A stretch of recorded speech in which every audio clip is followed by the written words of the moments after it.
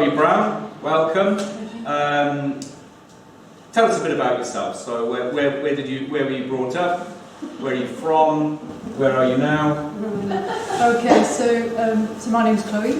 I usually introduce my sessions at Forest School as my name is Chloe and my favourite woodland animal is a hedgehog. So that would be my normal start. But, today, so I was born in Bristol, and then we moved up to Surrey when I was about 10. I came back to Bath University, studied for 4 years of French, Russian and European studies, with a year in Moscow, which was absolutely fabulous. From university, I went straight to the Royal Military Academy of Sandhurst, and I commissioned as an army officer after 12 months. Served in the regular army as an educator for 9 years in total, as a regular officer for 9 years. With my husband, he was a Royal Electrical and Mechanical Engineer, and then we moved here to Yatton. So Mum and Dad are down in Devon, hour and a half's journey, lots of family in Bristol, so this was a fabulous place to be, and that Matt could still get to Bristol, to London, and then I could have children, and here we are. So after the army, I still served for another 7 years in the Reserved Army, working with the university students up on White Ladies Road in the officer training corps there.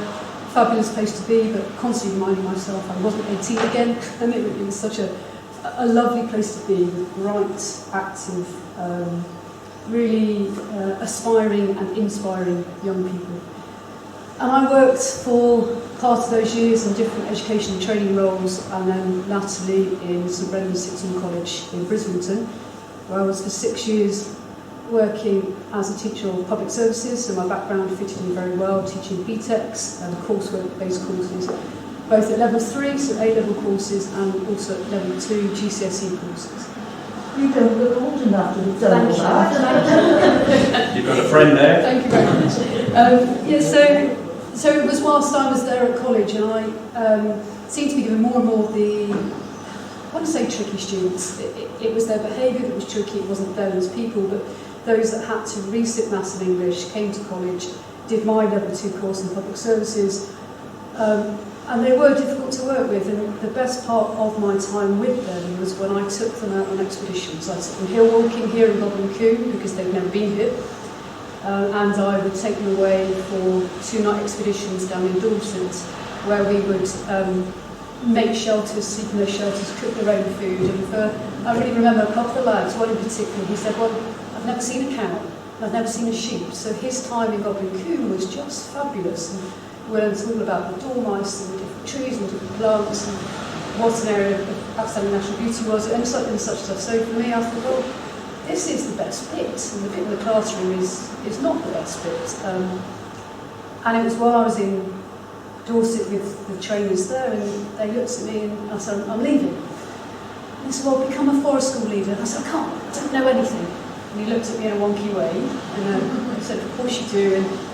And it was my 40th birthday present to myself, was to leave teaching in a school environment, college environment, and to retrain as a forest school leader. And here I am now, 4 years on. So You've made that's fascinating. I mean, we've spoken before a couple of times, but I didn't know aspects of what you've just said, and it's perhaps an ongoing conversation. But you've already mentioned Forest School. Yeah. So for those of us who don't know what Forest School is and how long it's been going and what kind of scale it operates on, could you just give us an introduction into Forest School? What is it?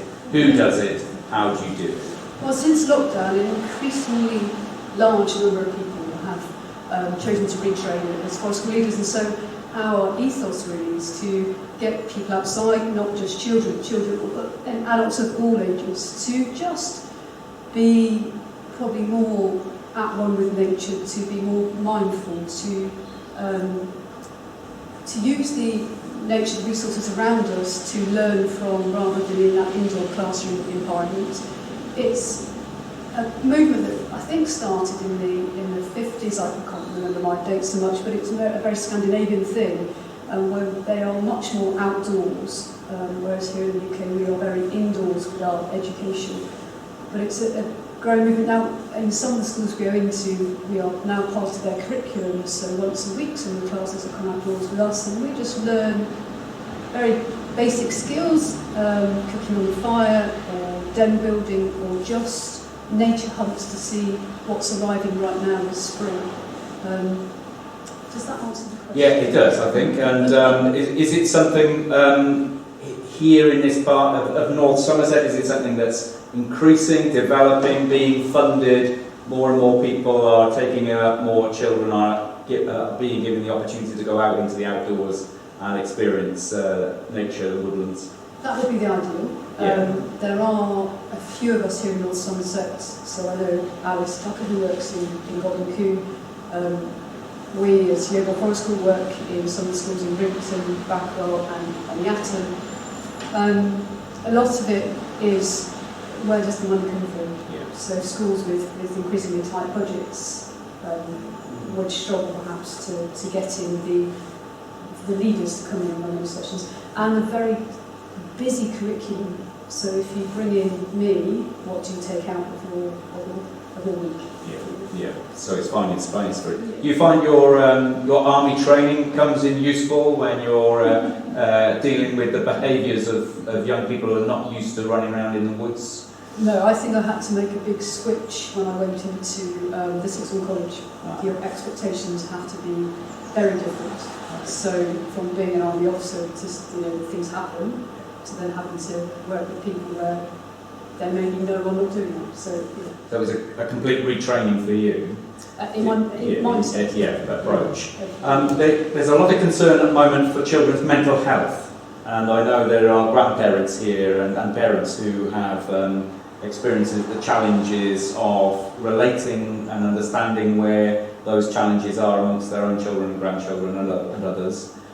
It would help us perhaps to understand a bit more about your perception of the therapeutic nature of getting a forest school group up and out, and how that might improve children's mental health, particularly because of the last 18 months that we've walked into. So our numbers, I guess, have blossomed since lockdown. So we were really fortunate to be able to get a site to use down in Brighton, a very small bit of woodland where parents could park quite closely, very contained. And what we really noticed was it was as much for the parents as it was for the children. Now these young children, some of them had really never met anybody else. So you have small toddlers who through lockdown have not played with anyone else apart from their mums and dads, or maybe even single parents when they were in lockdown. So it was such a big relief for mums, dads, grandparents, nannies, au pairs to be able to get out in a safe environment. And you could almost see people over the weeks, over the months, just relaxing that bit. And what's wonderful for us, when I say us, it's myself, Helen, and one other person who helps sponsor me, it's not massive. But what was wonderful for us is somebody said to me 2 weeks ago, you've created a community. We're now a community of friends. Our children know each other. We come back every week. We always put something on the fire. And that was the best thing, to think, well, we've got people at their houses. And, mental health-wise, I think if you can support the parents, then perhaps they're in a kinder place to support their children too. With the after-school groups in Yatton, obviously perhaps more specifically about children's mental health. So we go into Yatton schools three afternoons a week for an hour after school, and they're from all different classes, and they just kind of work together to move big sticks, drag big logs, or cook marshmallows, and they're under no obligation to perform. There's no maths test or English test, and I think that's a lovely place to go to.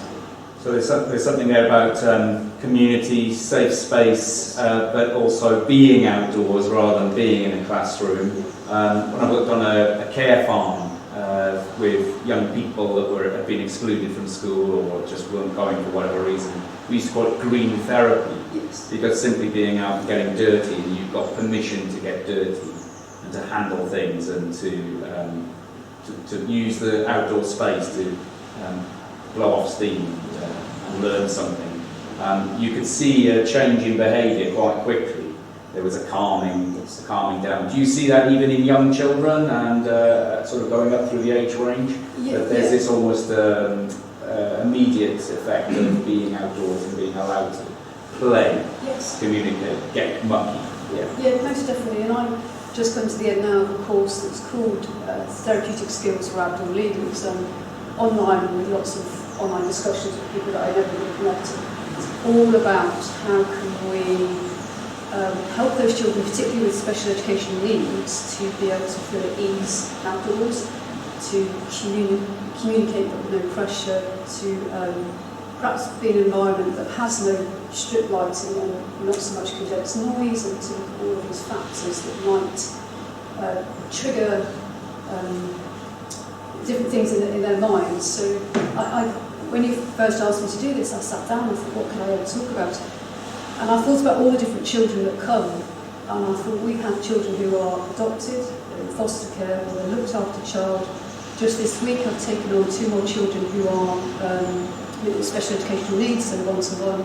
We have young carers, we have autism, ADHD, some with diabetes. We have such a mix that all come into the same place and all leave fulfilled, I think. Having made something, even if it's just a stick with a face on, having eaten something, it's cooked together on the fire, and just maybe swung in the hand.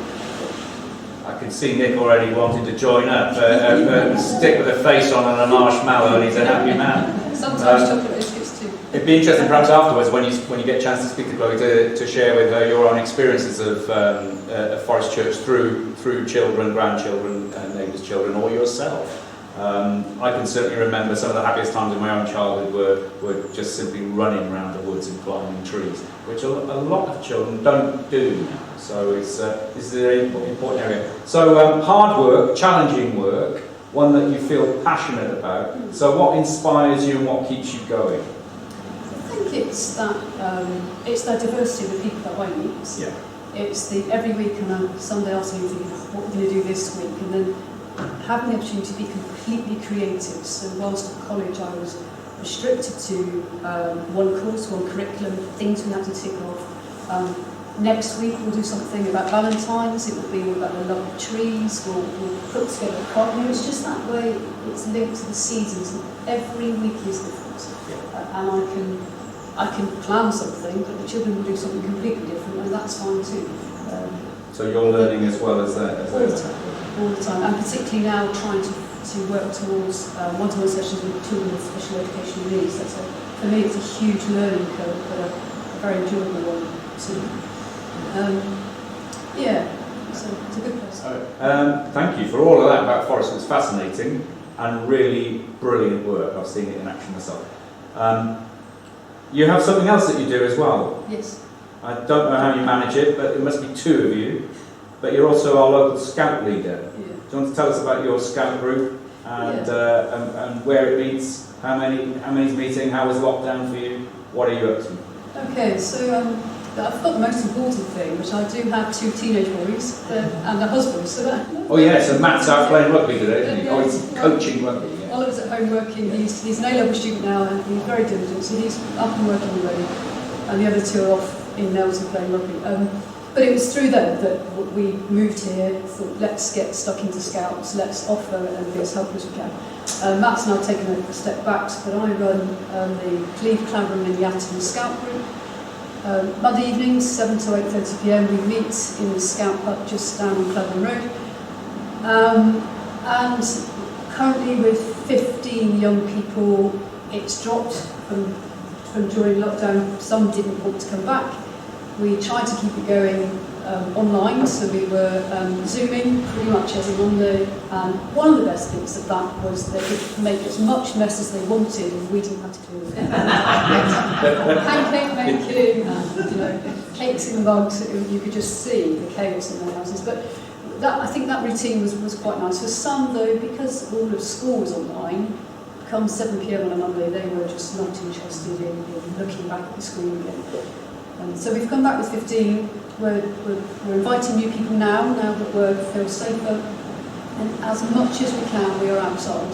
So tomorrow evening we're up at in Goblin Combe, but up at the lodge. We're meeting a chap up there who's going to light us some campfires.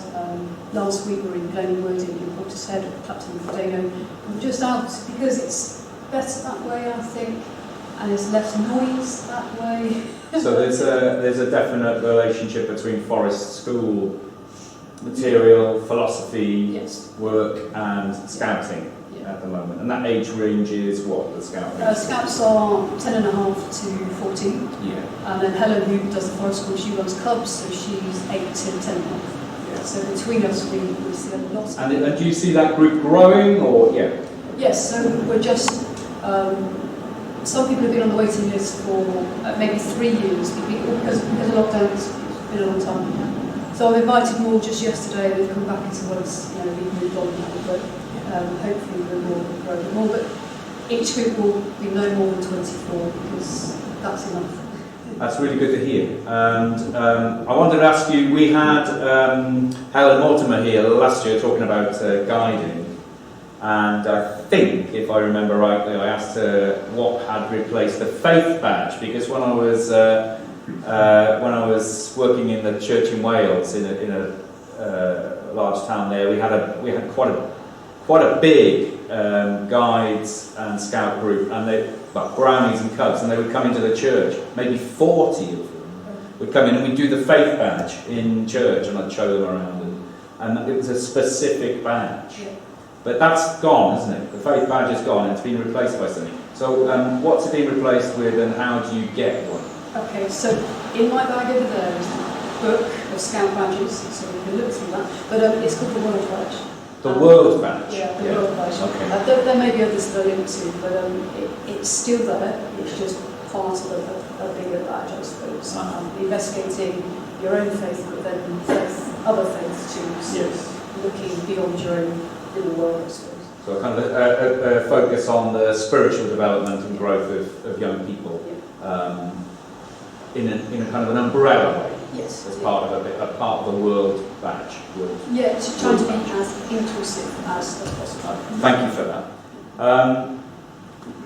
Maybe the Scouts would like to come along to a service sometime, and we could do something with it. So, what next for Chloe Brown? What's this year hold for you?